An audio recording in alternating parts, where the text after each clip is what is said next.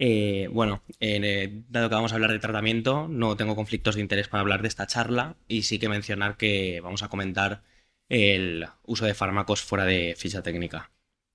Este es un índice que vamos a seguir. Básicamente haremos una pequeña introducción, haremos unas generalidades del tratamiento y sí que he dividido el tratamiento en recomendaciones para el lupus no nefrítico y el lupus nefrítico. Bien, como hemos comentado previamente, si algo debe quedarnos claro antes de empezar a hablar de tratamiento del lupus eritematoso sistémico, es que es una enfermedad que, más allá de que sea clínicamente muy variable, es agresiva con los pacientes que la padecen.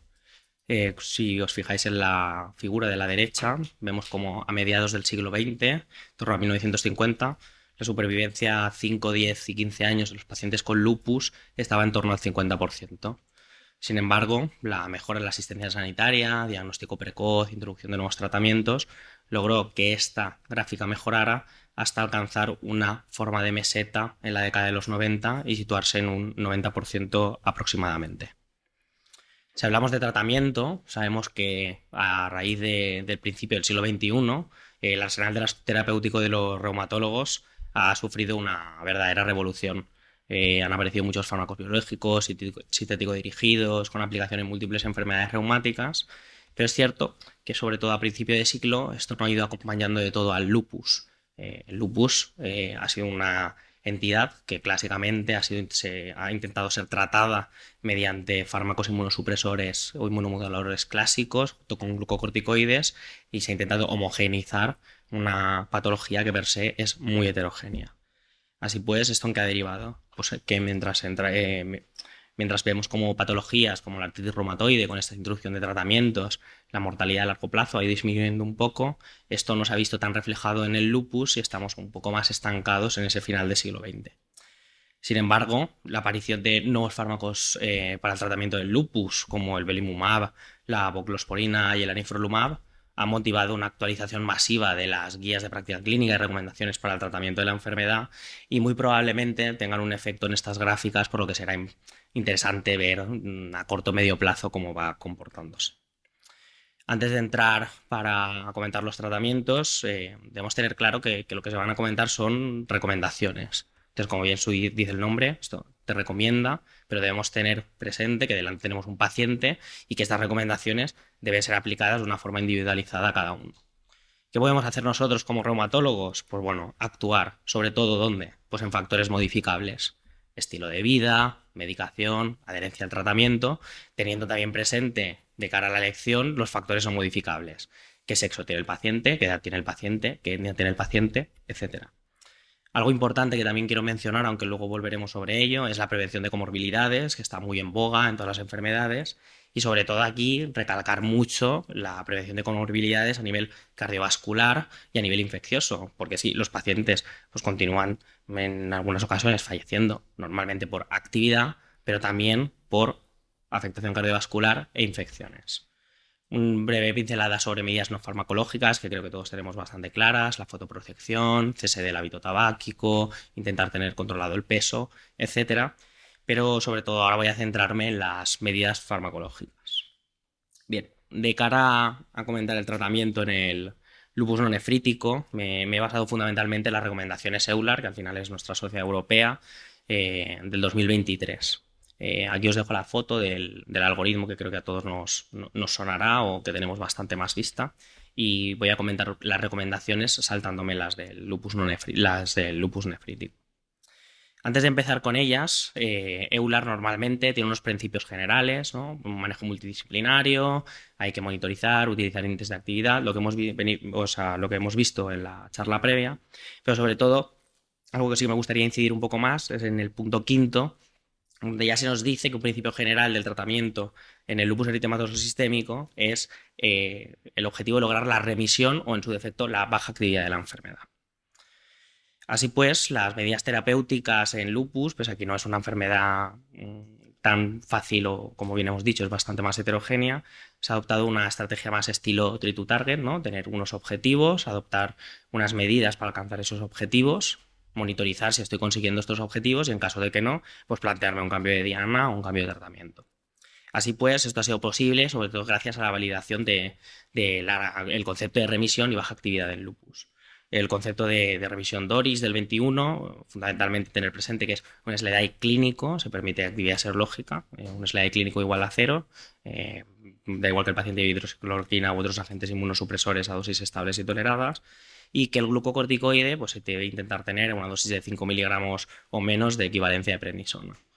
Con respecto al concepto de baja actividad, pues algo similar, pero aquí el SLEDAI es menor o igual a 4, pudiendo también tener el paciente el tratamiento con hidroxicloroquina, inmunosupresores y esta dosis de glucocorticoides menor o igual a 5 miligramos. Así pues, entrando en la primera recomendación, yo creo que a todos nos sonará también, la hidroxicloroquina está recomendada para todos los pacientes, una dosis objetivo en torno a 5 miligramos por kilo. Sí que es verdad que luego se puede individualizar, son una dosis máxima de 400 miligramos y deben tenerse en cuenta varias cosas que aquí os comento. Lo que más nos sonará todo, más allá de esos efectos, efectos adversos gastrointestinales, etcétera, es la toxicidad retiniana. Entonces, idealmente se hace un cribado inicial para ver que el paciente no tenga ningún tipo de patología y posteriormente anual a partir de los 5 años. ¿En qué pacientes tenemos que tener una especial precaución y a lo mejor este tipo de cribado debe de hacerse de otra manera? Pues fundamentalmente en pacientes que tengan una enfermedad renal crónica donde podamos tener una mayor toxicidad farmacológica y en aquellos que han estado en tratamiento con tamoxifeno. Por otro lado, también ¿no? La posibilidad de desarrollar un QT largo. Sabemos que la hidroxicloroquina bloquea canales de potasio. Hay que tener precaución, sobre todo al administrarlo con otros fármacos que puedan aumentar QT, tipo procainamida, loperidol, clorpromacina, etcétera. Y tener presente también que tenemos alternativas terapéuticas, como la cloroquina o la quinacrina, aunque generalmente usamos hidroxi. Algo que nos ofrece el fármaco, pues la posibilidad de monitorizar niveles también, o algo que nos podría ser útil a la hora de valorar toxicidad o a lo mejor valorar adherencia terapéutica. Con respecto a la segunda recomendación, habla sobre los glucocorticoides, en caso de que sean necesarios, y vuelven a insistir mucho en que tenemos que intentar llegar a un mantenimiento de una equivalencia de prednisona de 5 o menos miligramos por día. Y en caso de que sea posible, llegar a suspenderse. Continúan teniendo su papel los bolos de metilprednisolona para determinadas situaciones, normalmente entre 125 y 1 gramo durante 1 o 3 días. Y en la tercera recomendación, que es donde voy a detenerme ahora un poquito más, en caso de que los pacientes no nos respondan a esta primera línea de hidroxicloroquina, glucocorticoides, etcétera, se debe considerar la adición de agentes inmunomoduladores e inmunosupresores. Aquí el grupo elaborador nos deja unos ejemplos, pero se deja a discreción del facultativo. ¿Cuándo nos vamos a plantear cambios en el tratamiento? Pues bueno, sobre todo en las progresiones. Aquí dejo las que deja Euler de definición de enfermedad leve, enfermedad moderada, enfermedad grave, en base a sintomatología o en base a índices de actividad que pasemos en la consulta. Y algo que me gustaría comentar también es que pueden utilizarse los fármacos biológicos sin haber pasado por un inmunosupresor clásico. Es decir, el grupo elaborador considera que tanto anifrolumab como el imumab son dos fármacos biológicos que, pese a que tengan un mayor coste, los ensayos clínicos en los que han demostrado efectividad son lo suficientemente potentes y están lo suficientemente bien elaborados como para poder hacer este tipo de recomendación. Así pues, cuando tenemos un paciente, no nos acaba de ir hacia adelante, estamos en la consulta, pues nos planteamos, vale, voy a cambiarle el tratamiento. Y yo, por ejemplo, a mí, pues siempre me vuelve a venir a la mente este tipo de imagen. Aún así, este tipo de imagen lo tenemos que tener un poquito más analizado. ¿Se interpreta tal cual? ¿Tiene algún sentido que haya una cosa encima de la otra? Pues bueno, nuevamente, como he dicho antes, Euler no jerarquiza aquí el tratamiento. Las recomendaciones se hacen base a un nivel de evidencia y un grado de recomendación, que veis cómo cambia de color de verde y amarillo, pero esto no quiere decir que porque el metotrexato salga por encima del belimumab o el anifro tengamos que ponerlo antes. Como esto es una pregunta bastante particular y nuevamente es lo que estamos hablando, son recomendaciones, deben aplicarse a pacientes individuales, pues no que me he detenido en exceso en comentar más inmunosupresión clásica, porque creo que a lo mejor lo que resulta un poco más interesante o se espera que comentemos es ¿qué escojo entre los fármacos biológicos? Pues bueno, la realidad es que, como bien he dicho, los dos fármacos biológicos que tenemos, Beli y Anifro, son dos fármacos pues, ya consolidados, los ensayos clínicos tienen muy buena calidad y es verdad que no hay muy buena evidencia a nivel de head-to-head o comparaciones directas. De hecho, aquí os traigo un estudio que es a 52 semanas y lo que te dice es que los datos más o menos son similares y que probablemente funcionen bien ambos en los pacientes. ¿Qué hacemos? Pues lo mismo, individualizar. ¿Qué tenemos delante? Pues ponderar hacia dónde va a ir un paciente u otro en función de determinadas cosas. Por ejemplo, como bien ha comentado la doctora Mas, y luego comentaremos en la recomendación de cutánea, el anifrolumab pues parece que tenga un grado de recomendación un poquito más alto considerado por el grupo elaborador, entonces, y un mecanismo de acción un poquito más rápido. Pues a lo mejor en un paciente que tenga más afectación cutánea nos inclinaríamos por aquí. Pero luego también hay que tener en cuenta, ¿no? Pues belimumab, un fármaco que tiene más de 10 años de experiencia, entonces tenemos registros, tenemos análisis post-hoc y tiene, por ejemplo, indicación en nefritis lúpica. Además, el belimumab tiene un perfil de seguridad muy, muy bueno, entonces para pacientes en los que tengamos algún tipo de miedo, antecedentes de herpes o algo así, pues nos plantearíamos más a lo mejor poner un belimumab en caso de escalar. La recomendación 4 es en pacientes con enfermedades que tengan que pongan en peligro la vida. Normalmente, pues eso se utiliza ciclofosfamida intravenosa, algo más reservada, por lo que sabéis, la toxicidad gonadal, etcétera. Y en casos refractarios, lo mismo off-label, se puede utilizar rituximab, ambos con grados de recomendación C y niveles de evidencia pues observacionales, como podríamos esperar. Recomendación 5, perdón, el lupus cutáneo. Pues bueno, la primera línea de tratamiento en el lupus tenemos que tener claro que es, más allá de la hidroxicloroquina, o sea, los antipalúdicos y los glucocorticoides, son los agentes tópicos. Normalmente glucocorticoides tópicos también o inhibidores de la calcineurina. ¿Qué pasa aquí? Pues que aproximadamente el 40% de los pacientes con lupus cutáneo no nos van a acabar de responder a esta primera línea y tendremos que progresar. Aquí es lo mismo, siempre se va a dejar a discreción del facultativo, son recomendaciones, hay que individualizar, pero sí que es verdad que el grupo elaborador considera que por el hecho de que en los TULIP Anifro usa como endpoint el CLASI, pues lo sube un poco y ante un mismo nivel de evidencia, el grado de recomendación sube de A a B con respecto a belimumab, que también tiene buenos resultados a nivel cutáneo.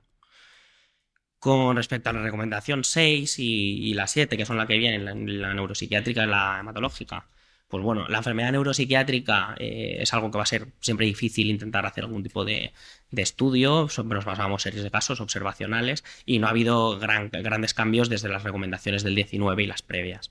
Normalmente vamos a dividir, pues en los pacientes que tengan una manifestación inflamatoria tiraremos más por un glucocorticoide inmunosupresor y en aquellos que tengan una manifestación relacionada con aterotrombosis o un anticuerpo antifosfolípido, pues nos plantearemos anticoagulación, antiagregación, etcétera. Con respecto a las 7, algo similar. Sí que es verdad que aquí, más allá de esos glucocorticoides a dosis altas endovenosos, el Rituxi sube un poquito más, lo mencionan antes, por así decirlo, y luego pues otros inmunosupresores más clásicos. Algo que podemos tener aquí más en reserva, pues el uso de agonistas de trombopoietina y esplenectomía. Y normalmente los umbrales de plaquetas suelen estar entre 20.000 y 30.000. Me voy a saltar las recomendaciones del nefrítico porque las vamos a comentar posteriormente. Entonces me paso directamente a la recomendación 11, ¿no? Que es algo que también se está haciendo mucho hincapié últimamente y cada vez más.